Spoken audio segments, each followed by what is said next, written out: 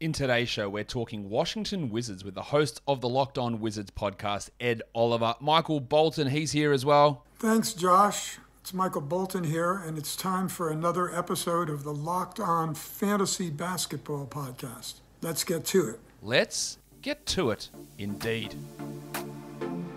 You are Locked On Fantasy Basketball, your daily fantasy basketball podcast, part of the Locked On Podcast Network.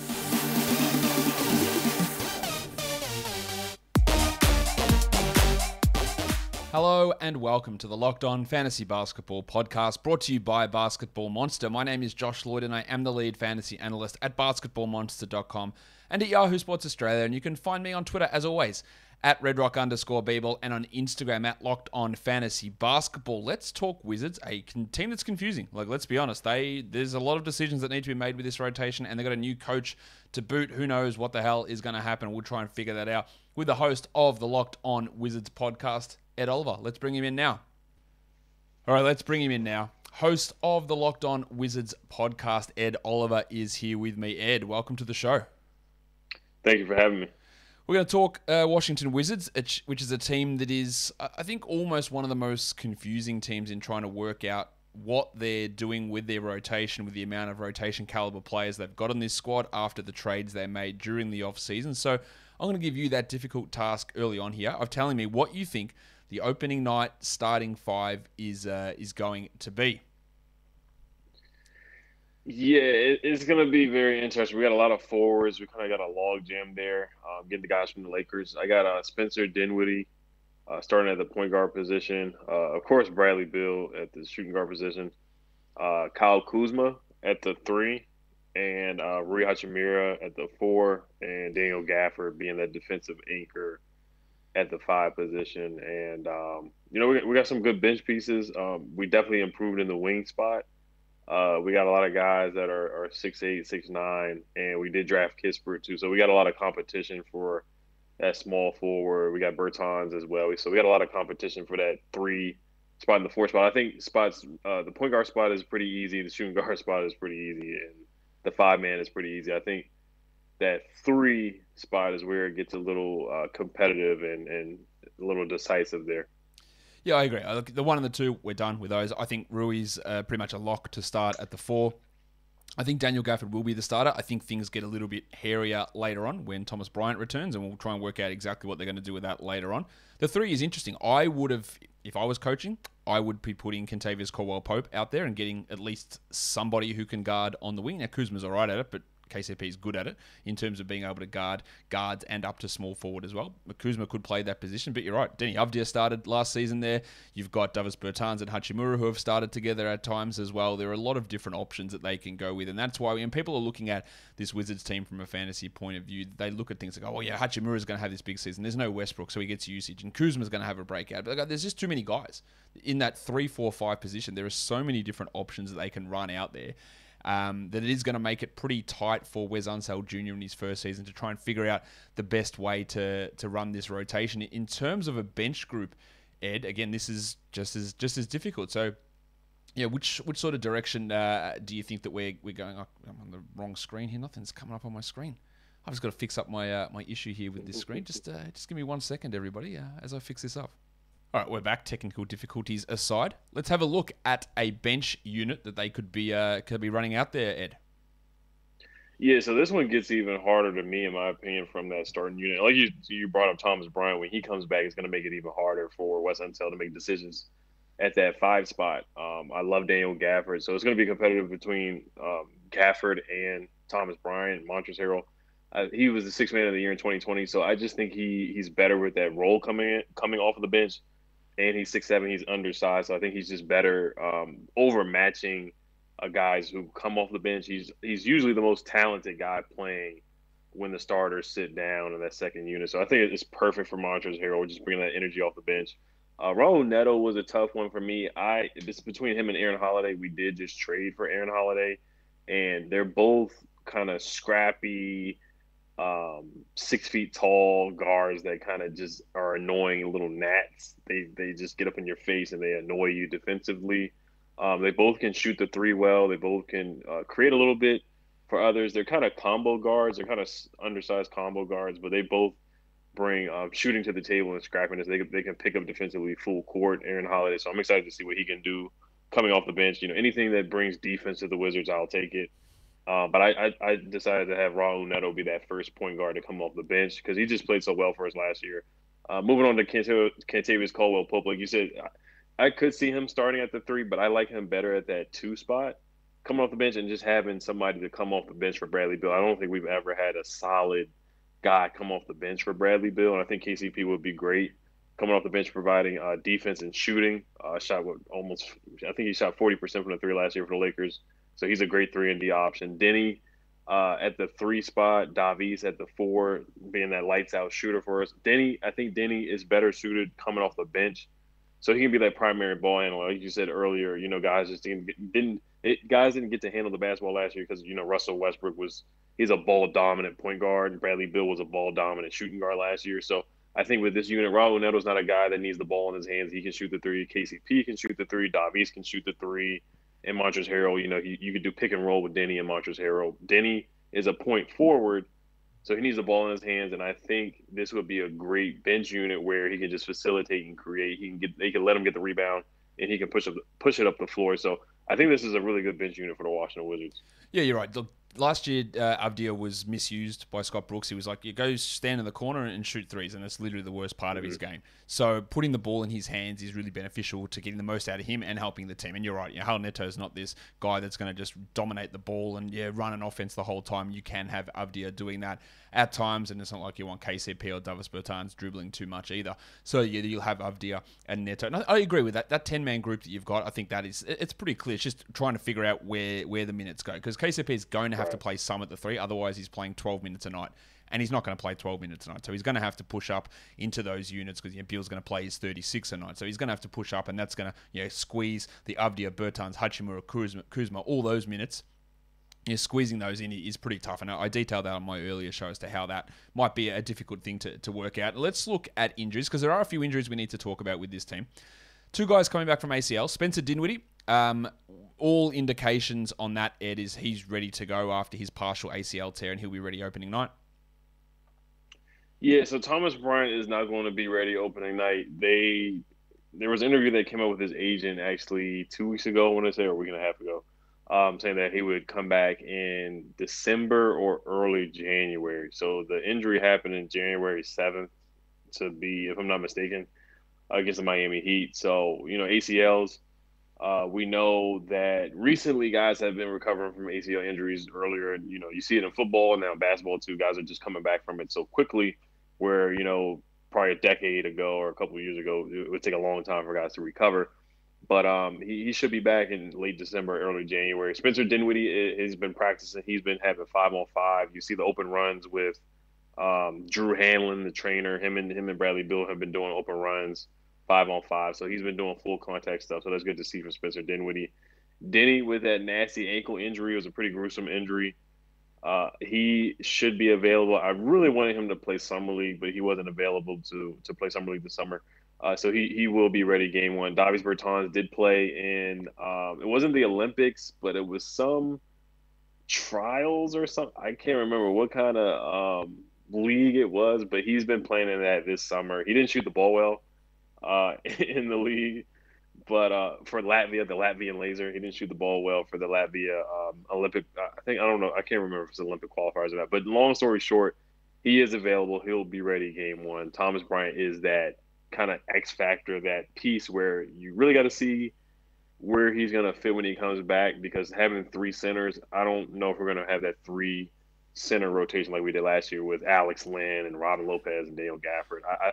I just see one of those guys being traded before the trade deadline. Yeah, we'll get into that in a second, because that's a really pressing question with this team, because that 3 center rotation, I had lots of thoughts on that last season. But before we get into that, if you suffer, or anyone you know suffers from excessive sweating, hyperhidrosis, I've got just the product for you. It is Sweatblock. It's doctor-created and doctor-recommended. It's been around for over 10 years. You may have seen it on the Rachel Ray Show. It's actually the #1 product on Amazon at the moment. People just really getting in to the Sweatblock product. What you do, you get the wipes. You wipe them on at nighttime before you go to bed. Wake up the next morning, have a shower, head off to work, to school, to whatever you're doing, and you're protected for up to 7 days. That's just amazing protection, stronger than most clinical antiperspirants out there.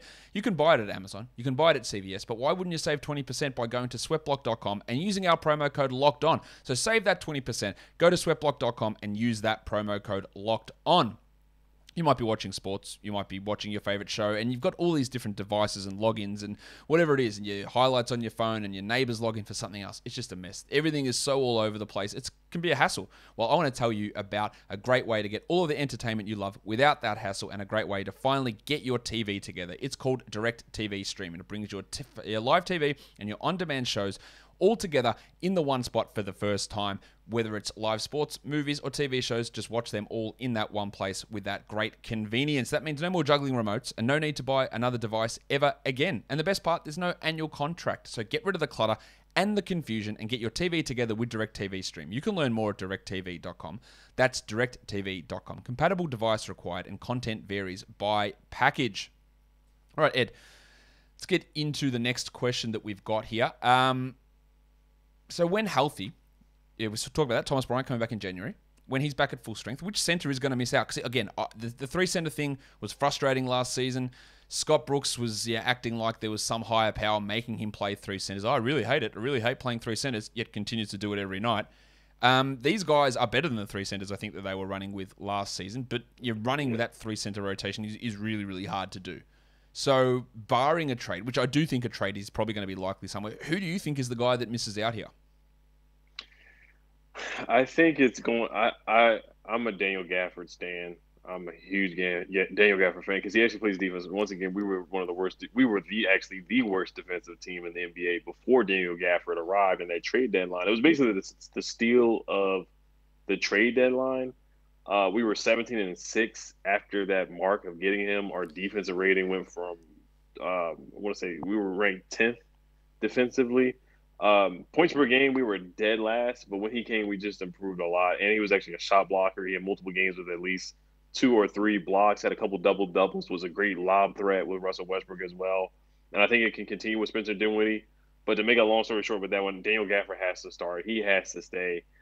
Thomas Bryant, Tommy Shepard loves Thomas Bryant. He's one of the guys that he traded for with the Lakers a couple years ago, and he has played really, really well. He can shoot the three. He shot 40% from the three-point line before he got injured. He had a great game against the Nets with a double-double. He's been a great developmental guy, and I think he can average close to a double-double if he plays 30 minutes a night. I don't see that happening with the roster right now with 3 bigs. So, like I said, one of them has to go. I think the odd man out would be Montrezl Harrell, even though he's the most proven out of the 3. He has the most consistent body of work, and they all bring something different to the table. Montrezl just brings that 100% energy, effort, that relentlessness, the post scoring where he can face up and score. Gafford is nobody defends as much as Gafford. No, Montrezl Harrell is a defensive liability, so he's nowhere near on the level of Daniel Gafford. Thomas Bryant can't really defend either in the post. So Daniel Gafford is miles ahead of those guys. So I think Wes Unseld Jr. being a defensive-minded coach, I think he would pick Daniel Gafford out of the 3. And then secondly, I think it would be Thomas Bryant. I think Montrezl Harrell would be a trade piece at the trade deadline because Bradley Beal, they have to make a decision. He has to make a decision. Bradley Beal has to make a decision. And the Wizards have to make a decision, honestly, before the trade deadline and see where they're at. If they're 5 games under 500, then we might be selling everybody at the trade deadline. If we're actually 5 games above 500 or 3 games above 500, and there's some guy who doesn't want to be on a team, say in the Western Conference, and he wants out, demands a trade, and we can, package Harrell in a first-round pick or something like that and bring in a third piece to help out Bradley Beal. I think something like that would be on the table, and I think Harrell would be one of the guys that would be packaged up in a deal to help out Bradley Beal to convince him to stay long term after the season. Yeah, I tend to agree with you. Like, it's the Harrell was part of the Westbrook deal, obviously, but there's no development really there with him. He's almost 28. These other guys, 22, 23. I think Bryant might be 24.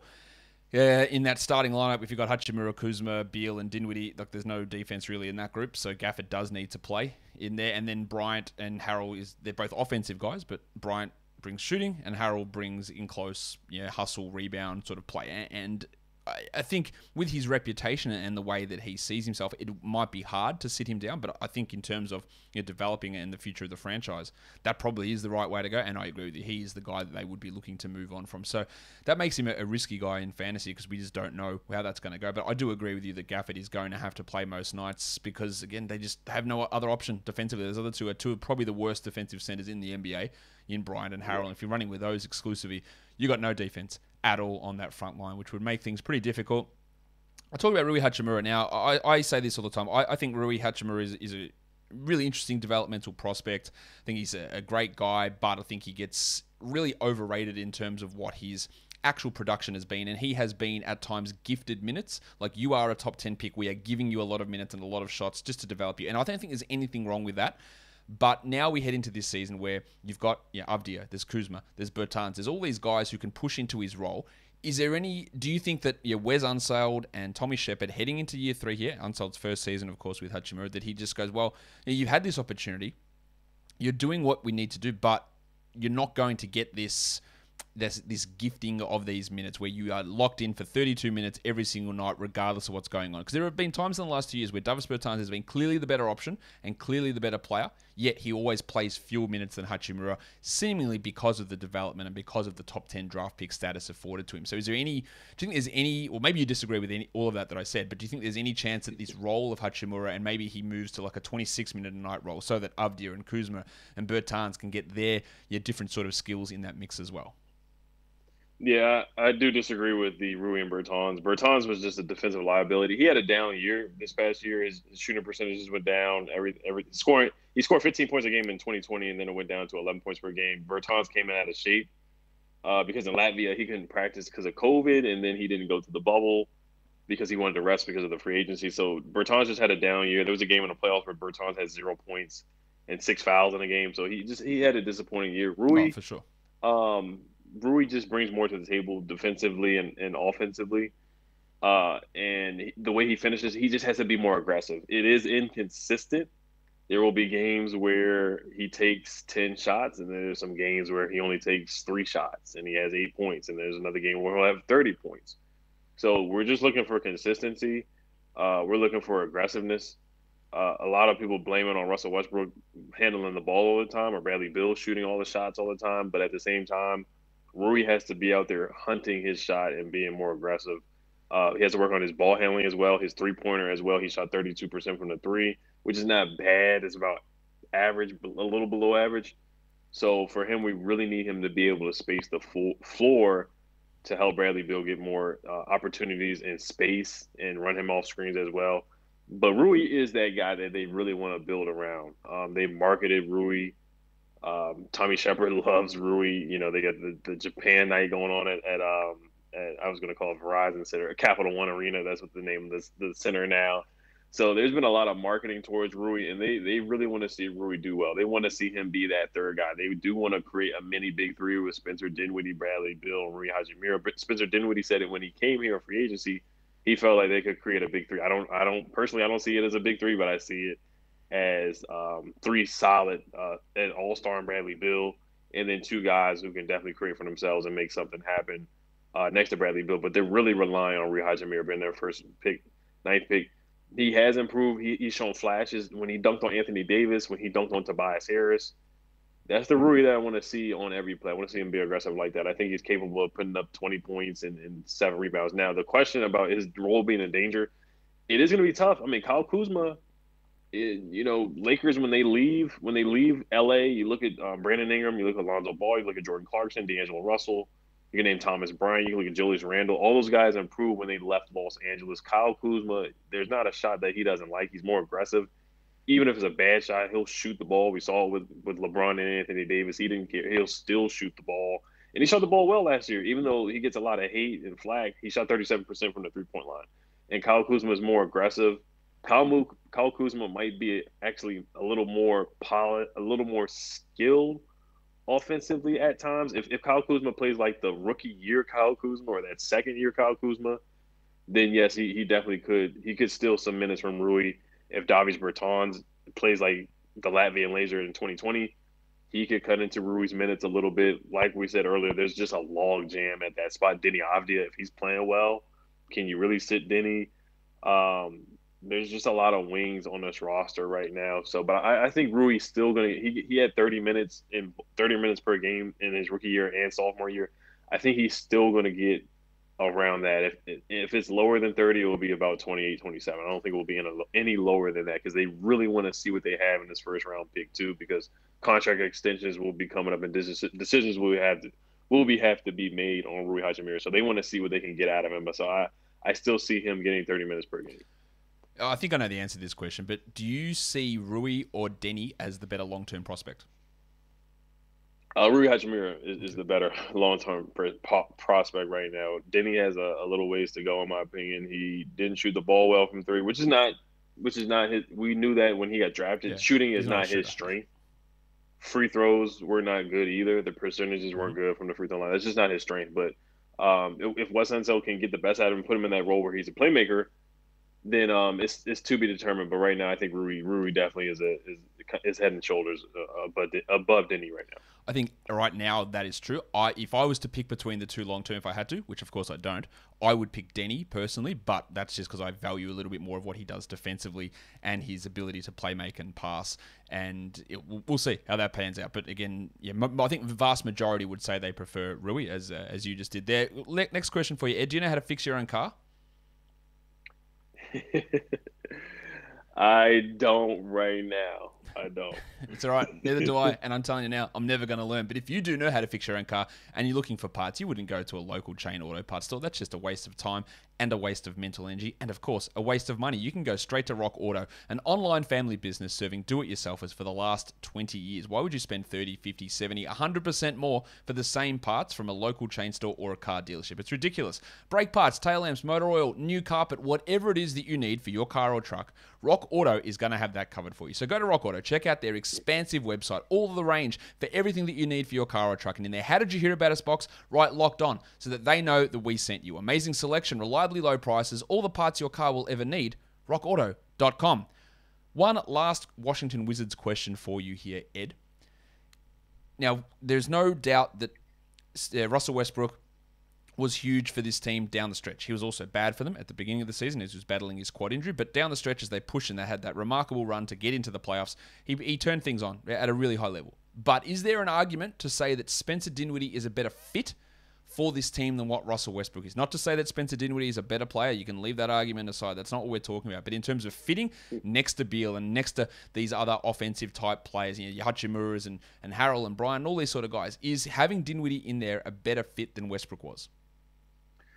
Yeah, like you said, Spencer Dinwiddie's not the better player, but could he be a better fit next to Bradley Beal? Certainly. I really think he has the potential to do that because he can move the ball around. He's not a guy that's going to be as ball dominant as Russ, and he can shoot the ball better from the three, catch and shoot opportunities. He shot 37% from the three and catch and shoot opportunities, and that would help space the floor with Bradley Beal as well, and he can help Rui develop better. Denny develop better. All the younger guys, and he still is going to bring he's still going to be a good playmaker. He was a good playmaker for the Nets. He had good chemistry with DeAndre Jordan, good chemistry with Jared Allen.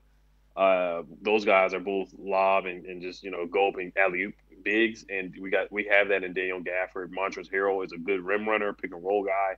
So I think he'll be able to still spoon feed the big men, and he'll be able to create for Davis Bertans, shooters, KCP, Kyle Kuzma. He'll be able to create for those guys. And he still gets to the free throw line at a high clip. He shot about 7 free throws per game in 2020 when he was healthy, that great season that he had before he got injured the following year. So I think he brings a lot of good things to the table. He can finish through contact. He's a good finisher. He's 6'6". He's still athletic for his size. And I think he's going to be a solid fit. I think he's going to be a dynamic fit, as Weston Unseld Jr. Said about those guys. I think he can. I think there is a possibility. It's not crazy to say that he could be a better fit than Russell Westbrook. Is he a better player? Of course not. But can he be a better fit, chemistry-wise, with the team, letting guys grow and develop and get better? I think he can definitely be a better fit. Yeah, because what you're looking at, he's not a great shooter, Dinwiddie, but he is much better than Russell Westbrook, especially in those catch-and-shoot scenarios. And he's a guy that, Russ and Beal out there, Russell Westbrook is going to use more usage. And your better offensive option generally would be let Brad Beal have more usage, which Dinwiddie will allow. Dinwiddie's not low usage by any means, but he's not aggressively high usage. He's not as good of a passer as Westbrook, but he's still really good in that area. And I think he's probably a better defender than what Russ is in terms of, switched on every play versus Russ sometimes picking and choosing what he's going to do and jumping for passing lanes and that sort of thing. So while, again, not a better player, it might actually work out better for this team just in getting the parts and pieces to all fit together. But that remains to be seen, Ed. And as people see how that develops, you'll have it all covered for us over on the Locked On Wizards podcast this season. So people can check you out there 5 times a week, heading into the preseason, regular season, all the great stuff from you over on the Locked On Wizards show. Thanks for coming on Locked On Fantasy Basketball with me. Thank you for having me. And that'll do it for today's show. Don't forget to follow this podcast, Apple Podcasts, Google Podcasts, Stitcher, Spotify, and on the Odyssey app on YouTube. Give it a thumbs up, leave a comment down below, subscribe, notification bell, tell all of your friends. Guys, we are done here. Thank you so much for listening, everyone. See ya.